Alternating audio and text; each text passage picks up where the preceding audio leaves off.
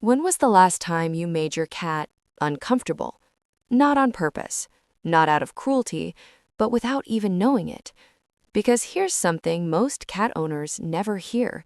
The things that feel like love to us are often the exact opposite of what a cat needs. And every single day in millions of homes around the world, cats are stressed, confused, and sometimes hurting because the people who love them most don't know what they're doing wrong. Today, I'm going to show you 6 things most cat owners do every single day that hurt their cat without realizing it. And I promise you, at least one of these is happening in your home right now. Stay until number 6, because that one is the most common, the most damaging, and the one nobody talks about. Let's start with something that feels completely natural. Thing 1, staring into your cat's eyes. You look at your cat, they look back. To you, this feels like connection, like bonding, like love. To your cat, prolonged direct eye contact is a threat signal. In feline communication, holding another creature's gaze without blinking is what predators do before they attack. It's what rivals do before a fight. When you stare at your cat, no matter how lovingly, their nervous system registers it as a challenge. You'll often see the response: a slow look away, a flattening of the ears, a subtle tension in the body. That's not aloofness, that's discomfort.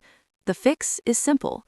Soften your gaze, blink slowly, look away first. That single change tells your cat, I am not a threat, I am safe. And they will respond, often within seconds. Thing 2, picking up your cat without warning. You see your cat sitting peacefully, you want to hold them, so you reach down and pick them up. It seems harmless, it is after all your cat in your home, but from your cat's perspective, something just grabbed them from above.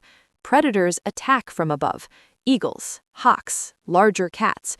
The survival instinct that fires when something descends and grabs you is millions of years old. Even with a cat who trusts you completely, sudden lifting triggers a fear response. You'll notice it: the stiffening, the push away, the escape the moment they released. The solution is approach, not ambush. Let your cat see your hand first. Let them sniff it. Give them a moment to register that it's you. A cat who consents to being picked up is a completely different experience for both of you. Thing 3, forcing affection when they want space. Your cat walks away, you follow. Your cat jumps down, you pick them back up. Your cat turns away, you turn them back. This is one of the most common and most damaging things owners do, and it comes entirely from love. But here is what happens inside your cat when affection is forced. Their cortisol levels rise, their stress response activates, and over time, they learn that being near you means losing control. That lesson is the opposite of everything you want your relationship with your cat to be. Cats who are forced into affection become less affectionate over time, not more, because trust was broken every time they asked for space and were denied it. The most counterintuitive truth in cat ownership is this: the less you chase, the more they come. Let them leave every time, without exception, and watch what happens to how often they choose to return. Thing 4, ignoring how sensitive their senses are. Cats hear frequencies humans cannot.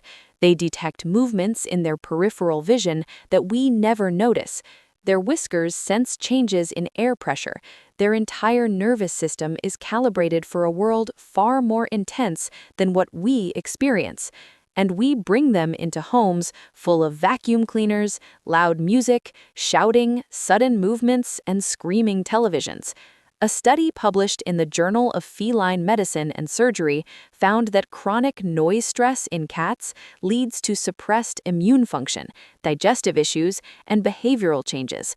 Your cat isn't being dramatic when they run from the vacuum. They are experiencing something genuinely overwhelming. This doesn't mean you live in silence. It means you notice. It means you give them somewhere to go. A high shelf, a quiet room, a space that is always theirs and always calm. That space tells them, even when the world is loud, you have somewhere safe. Thing 5. Being inconsistent with routine. Cats are creatures of ritual. They eat at the same time, they sleep in the same spots, they patrol the same routes at the same hours. This isn't habit, it's survival architecture. In the wild, predictability is safety. If you know what happens next, you can prepare for threats. When a cat's routine is constantly disrupted, irregular feeding times, furniture moved, new people arriving without warning, their baseline stress level rises. Research on domestic cat stress found that unpredictability in daily routine is one of the primary causes of anxiety-related behaviors. Hiding, overgrooming, aggression, loss of appetite. You don't need a rigid schedule, you need consistency in the things that matter most to them. Feed at roughly the same time, keep their core spaces unchanged, and when change is unavoidable, introduce it slowly. Let them investigate the new furniture before it's placed. Let them smell the new person before they're in the same room. Preparation is kindness for a cat. Thing 5. Punishing your cat. Your cat scratches the sofa, jumps on the counter, knocks something over, and you respond with a sharp no, a spray of water, a raised voice, a tap on the nose. This is the most common mistake in cat ownership, and the most damaging. Here is what the science shows. Cats do not connect punishment with behavior the way dogs do. When you punish your cat, they do not think, I should not scratch the sofa. They think, my owner is unpredictable and sometimes frightening. Studies on aversive training in cats show consistent results. Punishment increases stress, increases hiding behavior, and damages the human-cat bond. It does not reduce the unwanted behavior. It just makes your cat afraid of you. The alternative is redirection, not punishment. Scratching post next to the sofa, treat on the floor when they jump off the counter, positive reinforcement for the behavior you want. Cats learn through reward. They cannot learn through fear. And every time you choose patience over punishment, you are building something that punishment can never build: trust. Here's what I want you to hear. If you recognized yourself in any of those 6 things, that is not a reason for shame. That is a reason for hope. Because the fact that you're here, listening, trying to understand your cat better, that already makes you different from most owners. Most people never ask these questions. They live with their cats for years, loving them genuinely, and never know that some of what they do causes stress, not because they don't care, because nobody told them. Now you know, and knowing changes everything. A softer gaze instead of a stare, a hand offered before a lift, space given instead of affection forced, a quiet corner when the world is loud, a routine that tells them this is safe, this is predictable, this is home, and patience instead of punishment. These are small things, but to your cat, they are everything. They are the difference between a cat who tolerates you and a cat who trusts you, between a cat who lives in your home and a cat who feels at home. You already love your cat.